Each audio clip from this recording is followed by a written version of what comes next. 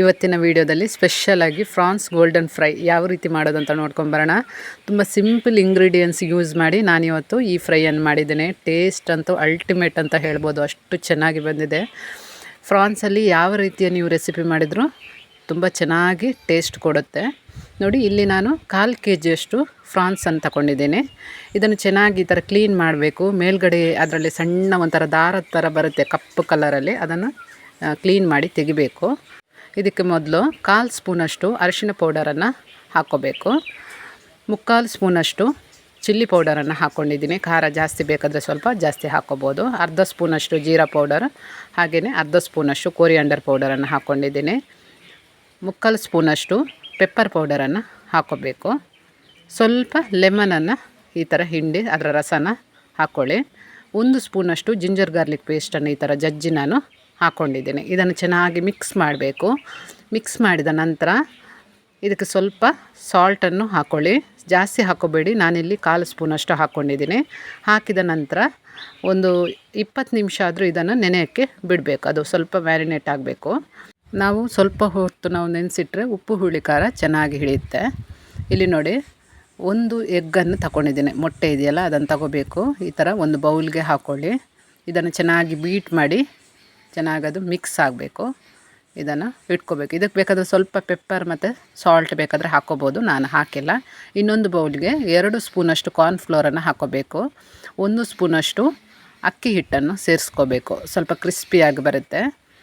ಈ ಥರ ಹಾಕ್ಕೊಂಡು ನಂತರ ಸ್ವಲ್ಪ ಸಾಲ್ಟನ್ನು ಇದಕ್ಕೆ ಹಾಕ್ಕೋಬೇಕು. ಒಂದು 1/4 ಸ್ಪೂನ್ಗಿಂತ ಕಮ್ಮಿನೇ ಹಾಕ್ಕೊಂಡು ಚೆನ್ನಾಗಿ ಒಂದು ರೌಂಡ್ ಮಿಕ್ಸ್ ಮಾಡಬೇಕು.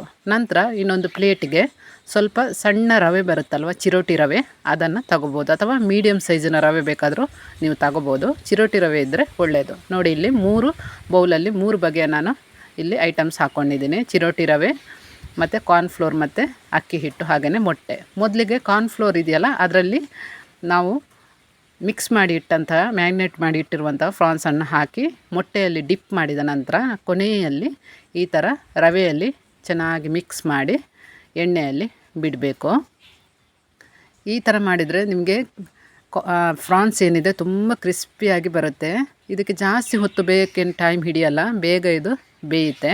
ಟೇಸ್ಟು ಹಾಗೆ ಚೆನ್ನಾಗಿ ಬರುತ್ತೆ ನಿಮಗೆ. ಈ ಥರ ಸ್ವಲ್ಪ ಹೊತ್ತು ಬಿಟ್ಟ ನಂತರ ಇದನ್ನು ಮುಚ್ಚಿ ತಿರುಗಿಸಿ ಹಾಕಬೇಕು. ಎರಡೂ ಕಡೆಯೇ ಚೆನ್ನಾಗಿದೆ ಈ ಥರ ಎಣ್ಣೆಯಲ್ಲಿ ಬೇಯಿಸ್ಕೋಬೇಕು. ತುಂಬ ಹೊತ್ತು ಬಿಡಬೇಡಿ, ಮತ್ತು ಹೈ ಫ್ಲೇಮ್ ಇಡಬೇಡಿ. ಮೀಡಿಯಮ್ ಫ್ಲೇಮಲ್ಲಿ ಇಟ್ಟು ಚೆನ್ನಾಗಿ ಮೊದಲು ಬೇಯಿಸ್ಕೊಳ್ಳಿ. ನಂತರ ಕೊನೆಯಲ್ಲಿ ಬೇಕಾದರೆ ಸ್ವಲ್ಪ ಹೈ ಫ್ಲೇಮ್ ಇಡ್ಬೋದು, ಇಲ್ಲಾಂದರೆ ಸೀದೋಗುತ್ತೆ ಅದು. ಮೇಲ್ಗಡೆ ಮಾತ್ರ ನಿಮಗೆ ಕೋಟಿಂಗ್ ಮಾತ್ರ ಕಲರ್ ಚೇಂಜ್ ಆಗುತ್ತೆ, ಒಳಗಡೆ ಬೇಯೋದಿಲ್ಲ. ಈ ಥರ ನೋಡಿ, ಗೋಲ್ಡನ್ ಬ್ರೌನ್ ಕಲರ್ ಬಂದ ನಂತರ ಇದನ್ನು ತೆಗೆದ್ರೆ ಆಯಿತು. ನಿಮಗೆ ಆಗ ಅದು ರೆಡಿ ಆಗುತ್ತೆ. ಇದಕ್ಕೆ ಒಂದು 5 ನಿಮಿಷನೂ ಬೇಡ, ಬೇಗ ಬೇಯುತ್ತೆ. ನಿಮಗೆ ಗೊತ್ತಿರುತ್ತೆ, ಫ್ರಾನ್ಸ್ ನಾರ್ಮಲಾಗಿ ನಾವು ಏನಾದರೂ ಕರಿ ಮಾಡುವಾಗಲೂ ಹಾಗೆಯೇ ಅದು ಬೇಗ ಬೆಂದೋಗುತ್ತೆ. ನೋಡಿ, ಮೊದಲಿಗೆ ಕಾರ್ನ್ಫ್ಲೋರಲ್ಲಿ ಡಿಪ್ ಮಾಡಿದ ನಂತರ ಮೊಟ್ಟೆಯಲ್ಲಿ ಡಿಪ್ ಮಾಡಬೇಕು. ನಂತರ ಕೊನೆಯಲ್ಲಿ ರವೆಯಲ್ಲಿ ಡಿಪ್ ಮಾಡಿ ಹೀಗೆ ಬಿಡಬೇಕು. ನಾನು ಇನ್ನೊಂದು ಸರಿ ನಿಮಗೆ ತೋರಿಸ್ತಾ ಇದ್ದೀನಿ. ತುಂಬ ಸುಲಭವಾದ ಒಂದು ಮೆಥಡಲ್ಲಿ ನಾವು ಈ ಒಂದು ಫ್ರೈಯನ್ನು ಮಾಡ್ಬೋದು. ಇಲ್ಲಿ ನಾವು ಕೊನೆಯಲ್ಲಿ ಚಿರೋಟಿ ರವೆ ಯೂಸ್ ಮಾಡಿದ್ದೀವಲ್ವ, ಅದರ ಬದಲಿಗೆ, ರವಾದ ಬದಲಿಗೆ ನಿಮಗೆ ಬ್ರೆಡ್ ಕ್ರಮ್ಸ್ ಬರುತ್ತಲ್ಲ, ಅದನ್ನು ಯೂಸ್ ಮಾಡಿದರೆ ಇನ್ನೂ ಚೆನ್ನಾಗಿರುತ್ತೆ. ನಾನು ರವೆ ಯೂಸ್ ಮಾಡಿದ್ದೀನಿ. ನೀವು ಆ ರೀತಿಯೂ ಬೇಕಾದರೂ ಮಾಡಿ ನೋಡ್ಬೋದು. ಬ್ರೆಡ್ ಕ್ರಮ್ಸಲ್ಲಿ ಚೆನ್ನಾಗಿ ಅದನ್ನು ಡಿಪ್ ಮಾಡಿ ಕೊನೆಯಲ್ಲಿ ಬಿಟ್ಟರೆ ಚೆನ್ನಾಗಿರುತ್ತೆ. ನೀವು ಹಾಗೂ ಬೇಕಾದರೂ ಒಮ್ಮೆ ಟ್ರೈ ಮಾಡಿ ನೋಡ್ಬೋದು. ತುಂಬ ಸೂಪರಾದ ಕ್ರಿಸ್ಪಿಯಾದ ಕ್ರಂಚಿಯಾಗಿರುತ್ತೆ ಈ ಫ್ರಾನ್ಸ್ ಫ್ರೈ. ನೀವು ಒಮ್ಮೆ ಮನೆಯಲ್ಲಿ ಟ್ರೈ ಮಾಡಿ. ಇದ್ರ ಜೊತೆಗೆ ಮಿಯೋನೀಸ್ ಅಥವಾ ಟೊಮೆಟೊ ಕೆಚಪ್ ಇರುತ್ತೆ, ಅಥವಾ ಟೊಮೆಟೊ ಸಾಸ್ ಇರುತ್ತಲ್ವ, ಅದನ್ನು ಯೂಸ್ ಮಾಡಿ. ತುಂಬ ಟೇಸ್ಟಿಯಾಗಿರುತ್ತೆ, ಚೆನ್ನಾಗಿರುತ್ತೆ. ನನ್ನ ಮಗನಿಗಂತೂ ತುಂಬ ಇಷ್ಟ ಆಯಿತು. ಆಲ್ರೆಡಿ ನಾವು ಉಪ್ಪು ಹುಳಿ ಖಾರ ಎಲ್ಲ ಹಾಕಿ ಮೊದಲೇ ಸ್ವಲ್ಪ ಹೊತ್ತು ನಾವು ಫ್ರಾನ್ಸನ್ನು ನೆನೆಸಿಡಿತೀವಲ್ವ, ಹಾಗಾಗಿ ಅದು ಒಳಗಡೆನೂ ಹಾಗೆ ತುಂಬ ಸ್ಪೈಸಿಯಾಗಿ ಚೆನ್ನಾಗಿ ಟೇಸ್ಟ್ ಕೊಡುತ್ತೆ ನಿಮಗೆ. ವಿಡಿಯೋ ಇಷ್ಟ ಆದರೆ ಲೈಕ್ ಮಾಡಿ, ಶೇರ್ ಮಾಡಿ, ಸಬ್ಸ್ಕ್ರೈಬ್ ಮಾಡಿ. ಸಿಗೋಣ ಇನ್ನೊಂದು ವಿಡಿಯೋ ಜೊತೆಗೆ. ನಮಸ್ಕಾರ.